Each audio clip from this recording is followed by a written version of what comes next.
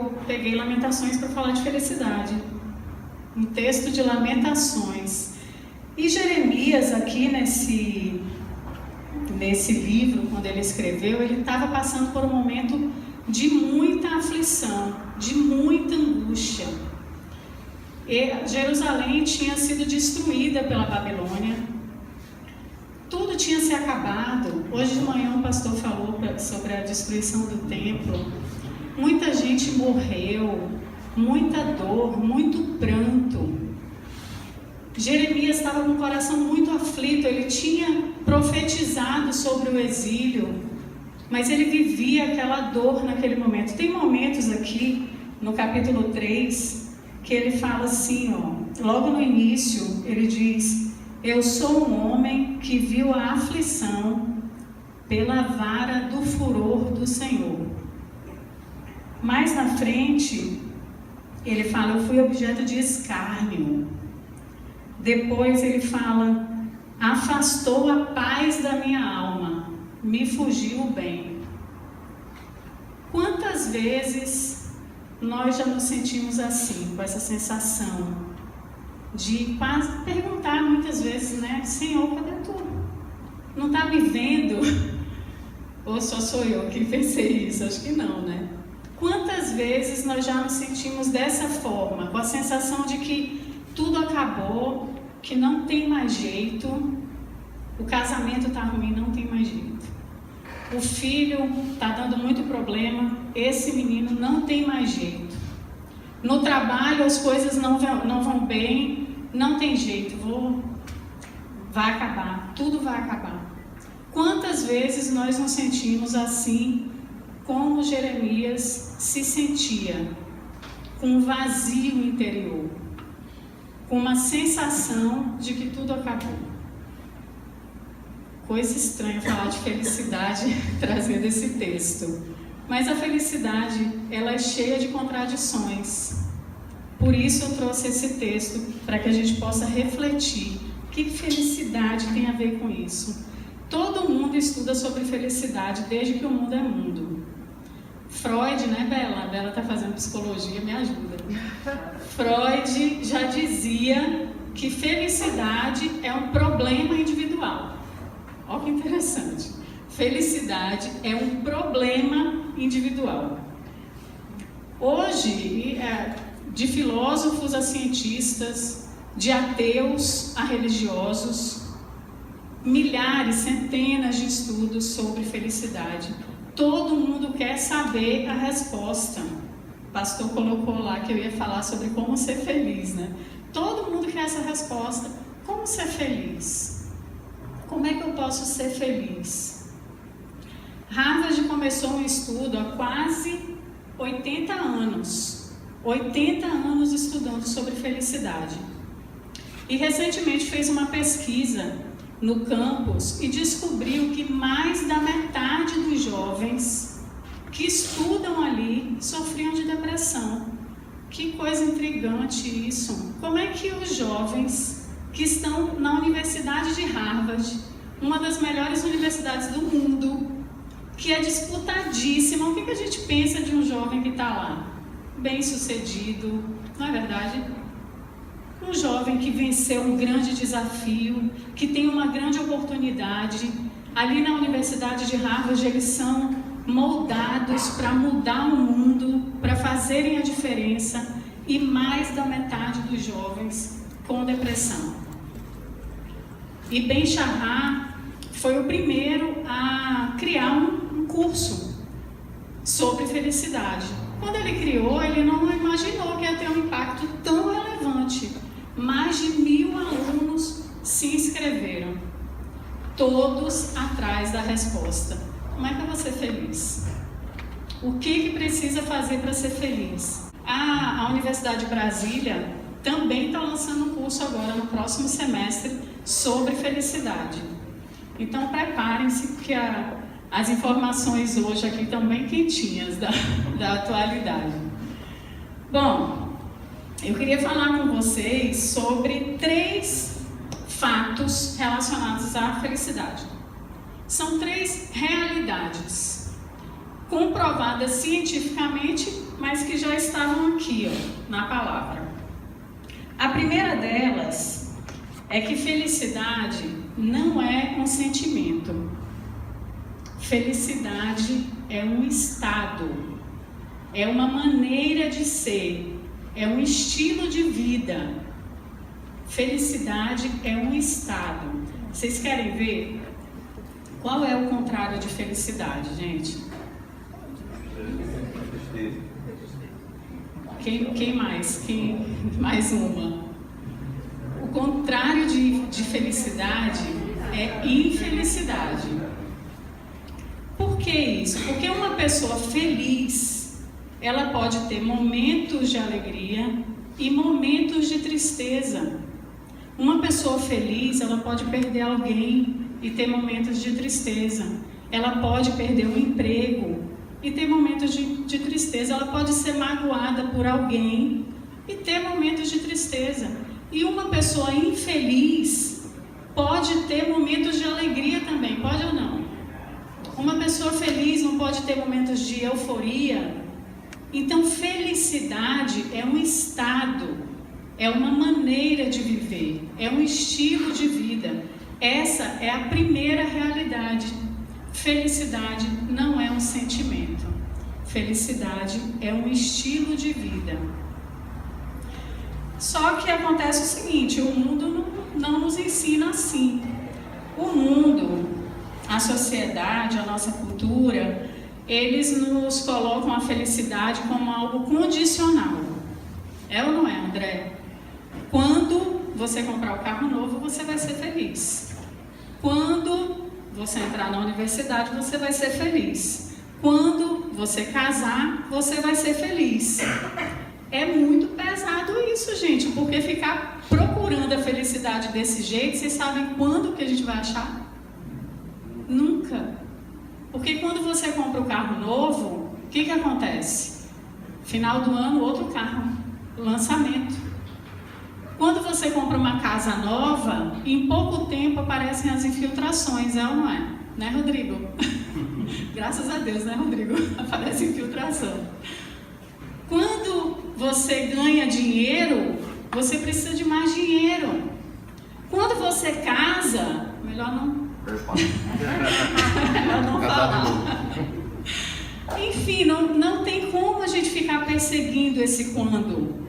Porque sempre que nós encontramos algo, existe algo melhor ainda, algo maior ainda para a gente encontrar.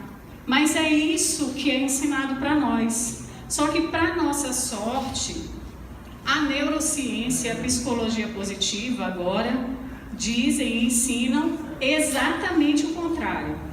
Eles falam que quem é feliz tem mais capacidade de ter sucesso.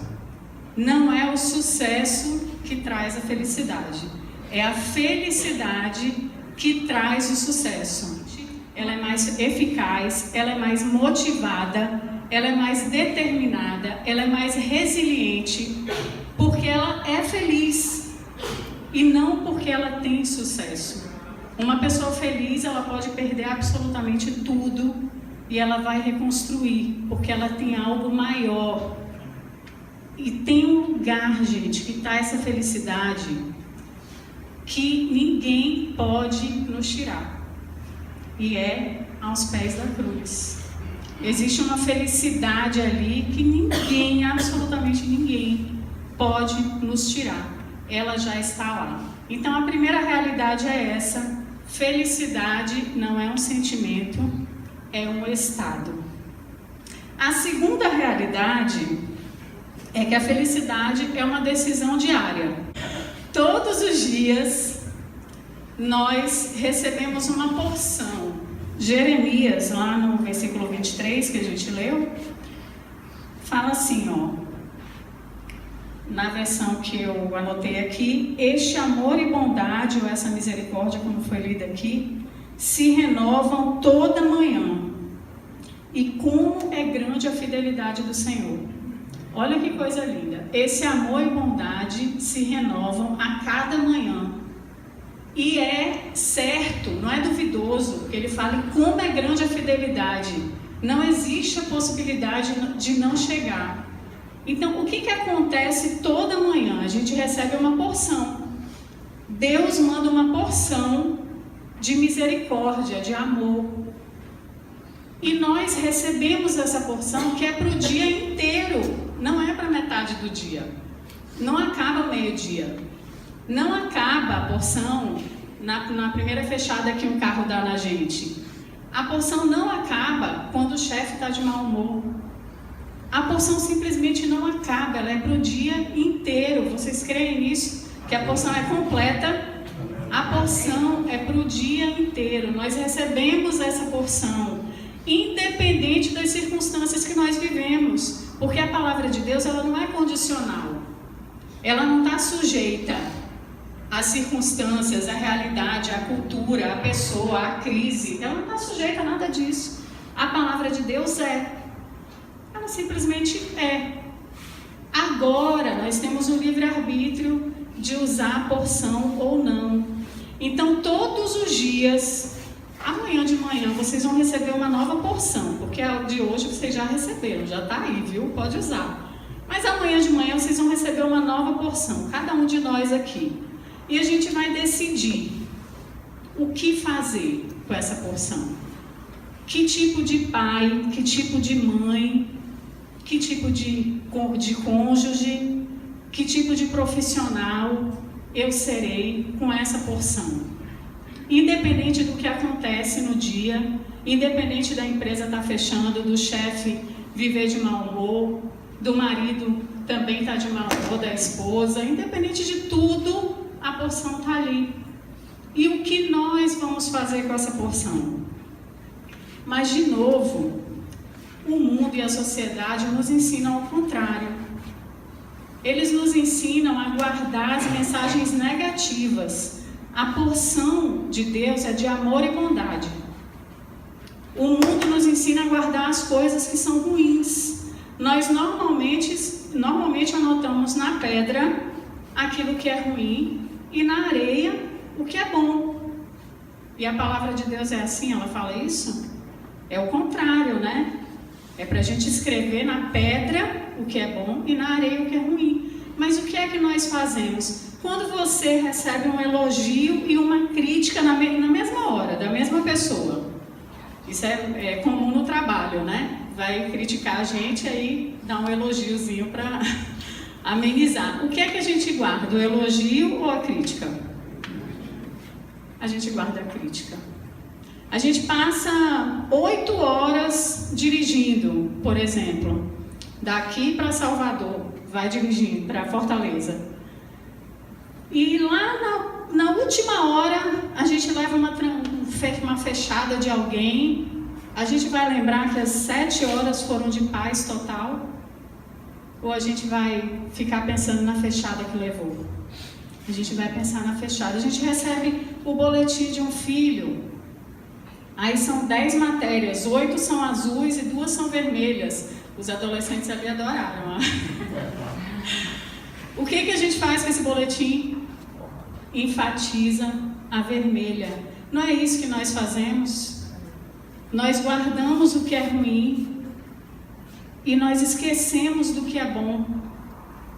Só que o volume de bênçãos que nós recebemos todos os dias é infinitamente maior do que os desafios que nós temos. Se nós pararmos para pensar, o fato de respirar não é hipocrisia dizer que respirar é bênção. Porque tem gente agora que está no hospital com aparelho, porque não consegue respirar. Tem gente que anda atracado no aparelho, porque precisa daquilo para respirar. A bênção de andar, de ter um corpo saudável, nós não paramos para pensar nisso. Mas tem centenas, milhares de pessoas que dariam tudo para estar aqui hoje, mas não podem estar. Nossas bênçãos são infinitamente maiores do que os desafios que nós temos. Então, ser feliz é uma decisão diária. Lá em Efésios 6, de 13 a 18, está dizendo assim: Olhem o que é a decisão diária. Por isso, peguem agora a armadura que Deus lhe dá. Olha só o que Deus dá uma armadura. Peguem agora a armadura que Deus lhe dá. Assim, quando chegar o dia de enfrentarem as forças do mal, gente, o que é a força do mal? Não é o demônio descendo, não. A força do mal é alguém que chega de mau humor. A força do mal é a gente chegar num lugar e ser mal atendido. A força do mal está o tempo todo ao nosso redor. Mas nós temos uma armadura que Deus nos deu. Quando chegar o dia de enfrentarem a força do mal, vocês poderão resistir ao ataque do inimigo. E depois de lutarem até o fim, vocês continuarão firmes, sem recuar. E essa força do mal, essa armadura, ela é feita do seguinte: o escudo, que é o que nos protege, é feito da fé. O capacete, que é o que protege a nossa cabeça, que é onde está a nossa razão, está a salvação. A salvação é o capacete. Isso está escrito na palavra, está lá em Efésios. E a espada dessa armadura é a palavra de Deus. O que a gente faz com a espada? Para que serve uma espada? Para atacar, não é? Pode ser até para enfiar em alguém, não é verdade? A espada é feita da palavra de Deus. E aí ele completa: façam tudo isso orando e pedindo a ajuda dele. Porque Deus, ele sabe que nós não somos capazes, que mesmo tendo a fé, a salvação e a palavra de Deus, sabendo um monte de versículo decorado, muitas vezes nós não conseguimos usar a armadura. E ele diz: façam isso orando e pedindo a ajuda de Deus, porque ele vai estar com a gente. Ele dá a armadura, mas ele anda ali do lado. Felicidade é uma decisão diária. Essa é a segunda realidade. Tem um autor, o nome dele é Harvey Eker, que ele fala que pensamentos geram sentimentos, sentimentos geram ações e ações geram resultado. Vou repetir. Pensamentos geram sentimentos, sentimentos geram ações, ações geram resultado. Se a gente quiser mudar o resultado, a gente tem que mudar o quê? O pensamento. Exatamente. Se a gente quer mudar o resultado, a gente precisa mudar o pensamento. E não é isso que está escrito lá em Romanos? Que ele quer mudar o nosso pensamento? Não é isso, pastor? Quer mudar a nossa maneira de ver o mundo? Para nós mudarmos o resultado, não adianta ficar pensando na ação, no que você faz. Tem que mudar aqui a mente. Eu vou convidar vocês a fazerem um exercício essa semana. A gente sempre passa por uns momentos de estresse, né? Na semana, todo mundo passa. Sempre tem alguém que irrita a gente de alguma forma. Eu vou convidar vocês para fazerem o seguinte: quando vocês passarem por um momento que ficarem muito irritados com alguém, seja no trânsito, na fila do banco, com alguém da família, não importa. Se ficar muito irritado, para, respira, porque sem respirar não vai dar. Para, respira e lança um olhar de misericórdia para aquela pessoa. Lança um olhar para ela de compaixão. Começa a imaginar que tipo de criança foi aquela, o que ela pode ter sofrido.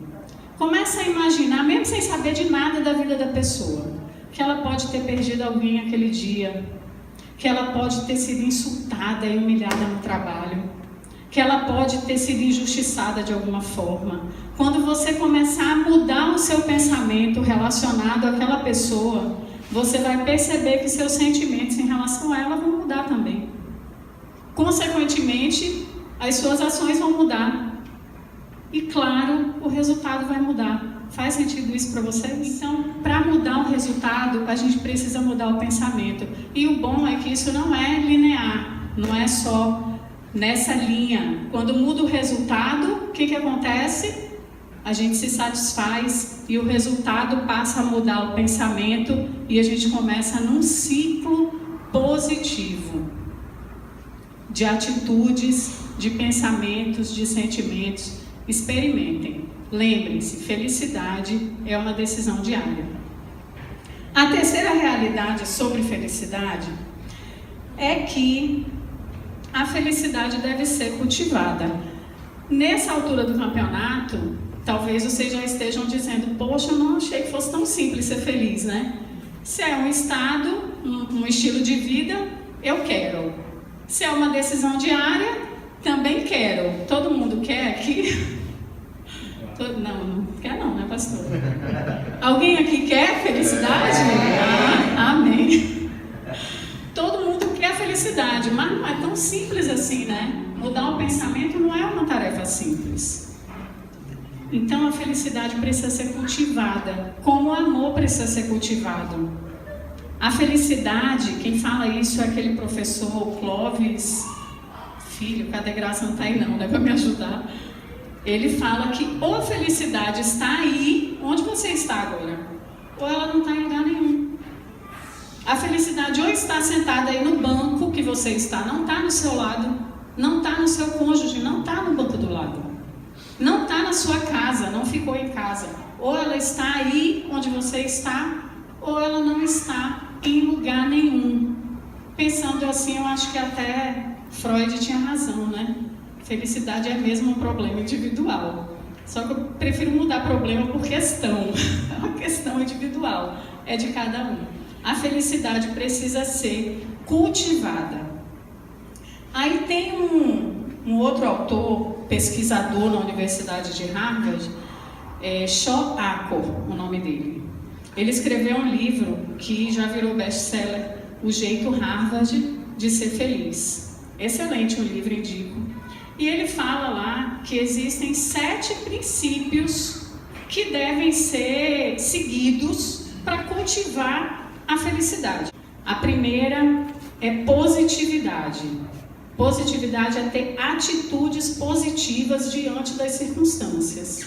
Lembrando que a felicidade é uma escolha, independente do que acontecer com a gente pode responder, reagir de forma positiva ou não, é uma escolha nossa, concordam? A segunda é ser uma pessoa otimista em relação ao futuro, mas um otimismo realista, não um otimismo ingênuo, não um otimismo fantasioso, mas um otimismo realista, um olhar para o futuro com esperança, com consciência da sua realidade atual, porque as coisas serão diferentes a partir desta realidade. Não é da semana que vem, é da de hoje. As atitudes que nós tomamos hoje vão refletir no nosso futuro. Então, esses são os 2 pontos: positividade e otimismo realista. Fazem parte aqui do princípio da felicidade. Lá em Jeremias, ele fala também: vou trazer à minha mente o que me traz esperança. Apesar do momento de dor, apesar do momento de sofrimento que ele passa, apesar dele estar arrasado porque o povo tinha sido exilado, os que sobraram, que não morreram, foram para uma terra pagã, era um verdadeiro caos. Apesar disso, ele diz: vou trazer à memória aquilo que me traz esperança. E porque ele muda o pensamento, ele lembra: a porção do Senhor chega todos os dias e eu posso confiar nele. Então Jeremias já estava nos ensinando aqui antes de Shaw Achor, né? É porque já estava tudo escrito. O outro princípio, ele chama de efeito Tetris. É um jogo baseado na repetição. E o nosso cérebro, ele aprende por repetição. Essa é a maneira mais eficiente da gente aprender alguma coisa, repetir. Isso acontece a nossa vida inteira. Hoje a gente escova os dentes todos os dias sem ninguém falar, né? Naturalmente. Mas quando nós éramos lá, bebezinhos, nós tivemos que ser ensinados a escovar nossa mãe, nosso pai tinha que ficar lembrando o tempo todo que tinha que escovar os dentes, senão a gente não escovava. Então o nosso cérebro aprende por repetição. E o autor sugere que nós façamos pelo menos 2 tipos de repetição. Um relacionado à nossa visão de futuro. Lembra do otimismo realista? Aquela esperança relacionada ao futuro? Um relacionado à visão de futuro. Então, a gente sabe exatamente o que é lá no futuro, nós vamos repetir isso para o nosso cérebro diariamente, para que ele entenda, porque o nosso cérebro, ele é burro, ele é que nem um computador. A gente vai jogando informação lá e ele acredita. O nosso cérebro acredita em tudo que a gente colocar dentro dele. Então, se nós ficamos colocando para dentro do nosso cérebro o que o pastor falou hoje de manhã, ele disse que a maioria das pessoas que ele recebe tem um pensamento negativo em relação ao futuro, não foi isso? Descobriu uma doença, já morreu. A empresa está mal, já está demitido. Você está dizendo para o seu cérebro que você será demitido. E adivinha o que vai acontecer? Vai ser demitido mesmo. Então a ideia da visão do futuro é exatamente essa: ensinar para o cérebro qual é o futuro que você quer para você, para que ele te ajude a chegar naquele lugar desejado. Assim, o segundo exercício de repetição é o de gratidão. Gente, realmente já estava tudo na palavra, né? Porque lá está, em tudo dai graças, né? Está escrito ali. E agora vem a neurociência e diz, olha, agradeça todos os dias. Aí a gente fala que a neurociência disse, o povo faz. Mas falar que está na palavra, o povo não faz, não. Mas já estava lá na palavra. Em tudo dai graças. Exercícios de gratidão diária. Já está provado cientificamente que a gratidão, ela aumenta a plasticidade neural, gera sensações positivas e, consequentemente, felicidade. Então, a ideia é que todos os dias, se vocês puderem fazer um caderno de gratidão, deixa ali na cabeceira, todos os dias anota lá 3, pelo menos, motivos de gratidão. Esse é o efeito Tetris. E o último que eu vou falar é oportunidade na adversidade. Isso é outro princípio. Encontrar uma oportunidade na adversidade. A gente precisa tomar muito cuidado com as mensagens da nossa mente. Mensagens do tipo, eu não consigo. Mensagens de vitimização. Mensagens, não mereço, não vai dar certo. É impossível. Não existe, gente, absolutamente nada impossível. Depois que Jesus disse que se nós crermos bem pouquinho assim, ó, do tamanho do grãozinho de mostarda, a gente tira um monte de um lugar para o outro, quem somos nós para dizer que alguma coisa é impossível? Porque aos meus olhos humanos, mover um monte de lugar parece impossível, né? Mas se ele disse que é verdade, é verdade.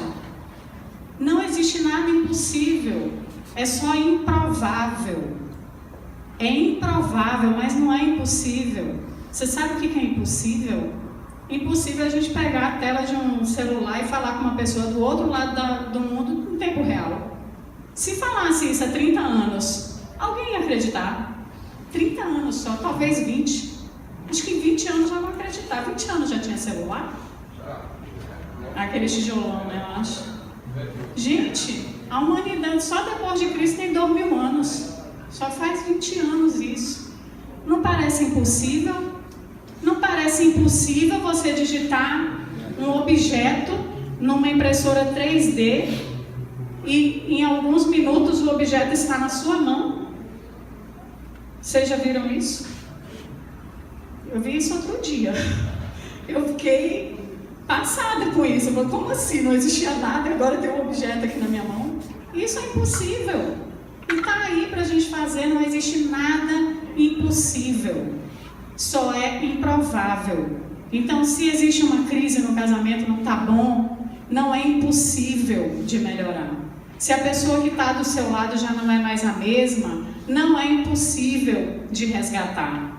Se você quebrou, não é impossível de reconstruir. Não existe nada impossível. A única coisa que existe é o improvável. E como é que a gente pode encontrar uma oportunidade numa adversidade? Porque não é uma tarefa fácil, né, Marcela? Você está passando, é difícil enxergar. Tem um segredinho que é batata, pode fazer que dá certo. Você olha para a adversidade e pensa, qual é a alternativa?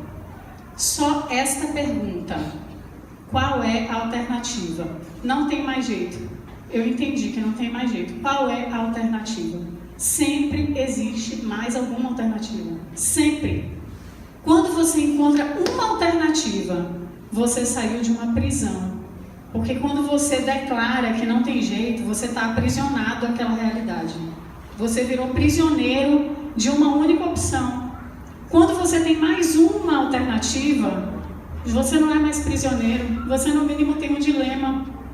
Já é melhor do que uma prisão. Você tem um dilema, faço isso ou faço aquilo. Sempre existe mais uma alternativa. Ninguém, absolutamente ninguém, pode fazer você infeliz sem a sua permissão.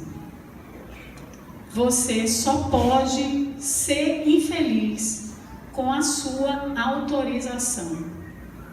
Deus, ele é tão bom, tão bom, tão bom, que ele nos dá duas forças que são contraditórias e complementares.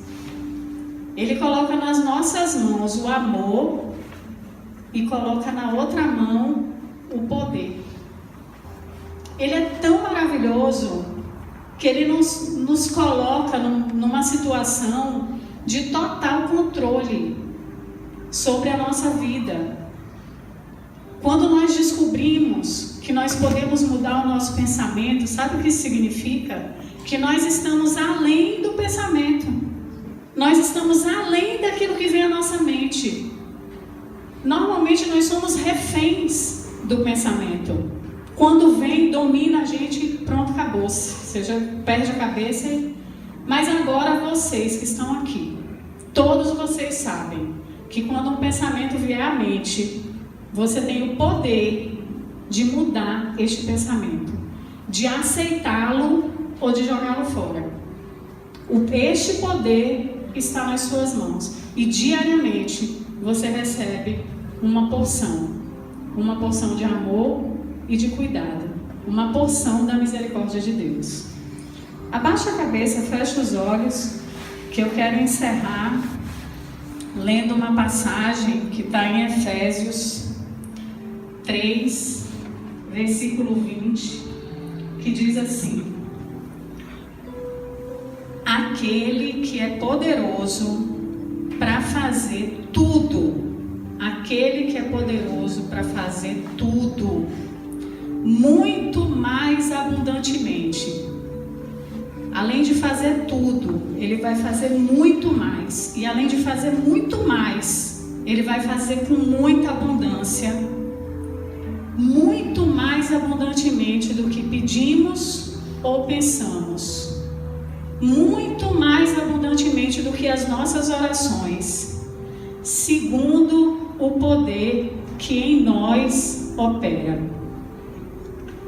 Tudo isso que ele vai fazer, toda essa vida de abundância, muito melhor do que a gente pode imaginar, ele nos usa para fazer, ele usa você para fazer, segundo o poder dele que opera através de você.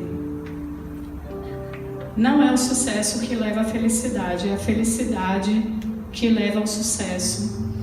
Eu quero fazer uma oração para a gente encerrar. Senhor Deus e Pai, obrigada, Senhor, por essa palavra, Pai, pela certeza que o que Tu queres, Senhor, é que nós sejamos esse canal de amor e de poder. E sendo esse canal, Senhor, pegando essa porção Tua, nós podemos transformar a nossa casa, o nosso lar. Nós podemos criar jovens que façam uma diferença nesse mundo. Nós podemos ser a diferença na nossa comunidade, no nosso trabalho. Nos ajuda, Senhor, a administrar essa porção, Pai. Nos ajuda a entender que a tua porção não tem fim, que ela não acaba no meio do dia, que ela não acaba no happy hour, que ela é para o dia inteiro, Senhor. Nos ajuda a usar tudo que tu colocas na nossa mão, Pai. Esse poder que tu queres usar através de nós. Eu quero declarar, Senhor, que nós queremos receber esse poder, Senhor. Nós queremos essa vida abundante que tu prometes. Essa vida que vai muito além do que nós imaginamos. Eu oro, Senhor, para que cada um presente aqui hoje entregue a sua vida na tua mão, para que tu possas fazer mais, para que tu possas fazer muito mais. E que a partir de hoje, Senhor, cada um se sinta dono da sua felicidade, que tome posse dessa felicidade que já está aí, que já existe. Ajuda, Senhor. Na tua palavra tu dizes, Senhor, que nós não conseguimos sozinhos. Fica conosco, Senhor, em nome de Jesus. Amém. Obrigada.